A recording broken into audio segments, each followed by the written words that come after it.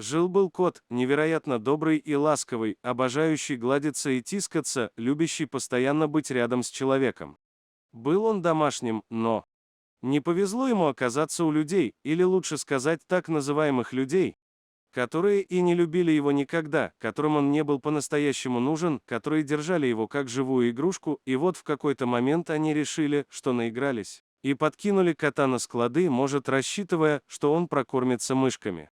Был декабрь 2020-го, стояли морозы, 20 и ниже. Один из охранников склада обходил территорию и увидел лежащее в снегу окоченевшее тело кота. Как он потом рассказывал, в тот момент был уверен, что кот мертв. Но вдруг увидел, как бок поднимается, а значит кот дышит. Тельце было очень худое, практически кожа до кости, кот ослабел от голода и уже практически замерз до смерти. Охранники отнесли бедолагу в свою бытовку, включили обогреватель и написали о произошедшем на разных интернет-площадках. Через несколько часов волонтеры были на складе. Все это время, все эти часы, кот оттаивал и кричал от жуткой боли. Можно только гадать, через что ему пришлось пройти тогда и в предыдущие дни. Как ему вообще удалось выжить?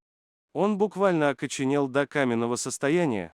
Может, ему придало сил то, что он проснулся из этой снежной летаргии нужным, хотя умирал брошенным? Возможно. Но до счастливого конца было еще очень далеко. Волонтеры пересадили кота в коробку, укутали пледом и отвезли в стационар. Дальше над котом уже колдовали врачи. Прогноз был крайне негативный. Однако вмешалось огромное желание кота жить, пробужденное тем, что он впервые в жизни стал кому-то нужен. Вскоре он начал есть, давился паштетом, спал и ел, ел и спал на капельницах. И, чудо, последствия обморожения оказались не такими страшными, как предполагалось. Но все же они были, задние лапы не работали вообще, так как на них почти не осталось мышц. После стационара одна из волонтеров забрала его к себе домой на реабилитацию. И вот тогда-то и обнаружилась потрясающая человекоориентированность кота.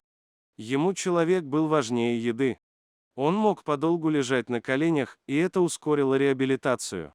Вскоре Донац наел себе щечки и бока, начал нормально ходить, а потом и бегать. Летом он уже оказался в Муркаше, и всего через месяц нашел любящую семью. Наконец-то судьба вернула ему должок. Да и могло бы быть иначе с таким золотым характером. Донац освоился дома буквально в первые же часы, начал общаться с хозяевами.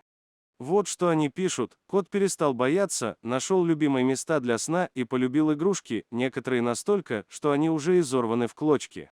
Каждый вечер проводит, общаясь с нами, нашел себе любимые места и очень любит играться. Все причастные к спасению Донатса до сих вспоминают судьбу этого кота. По их словам, он занимает особенное место в их сердцах. Врачи поражаются, насколько легко и почти без проблем Пушистик перенес весь этот ад, и в какого красивого кота превратился тот комочек костей и меха с глазами. Но ничего бы этого не было, если бы охранник склада равнодушно прошел мимо. Это говорит о том, что от каждого из нас может зависеть спасение чьей-то жизни, не нужно отворачиваться или надеяться на других, вполне возможно, вы и есть тот самый другой, даже в сложной, безнадежной на первый взгляд ситуации. Прекрасная история. Всегда нужно верить, даже тогда, когда силы уже на исходе, счастье найдет каждого. Пусть и нашей малышке Луане наконец повезет встретить свою любящую семью. Как он потом рассказывал, в тот момент был уверен, что кот мертв. Но вдруг увидел, как бок поднимается, а значит кот дышит.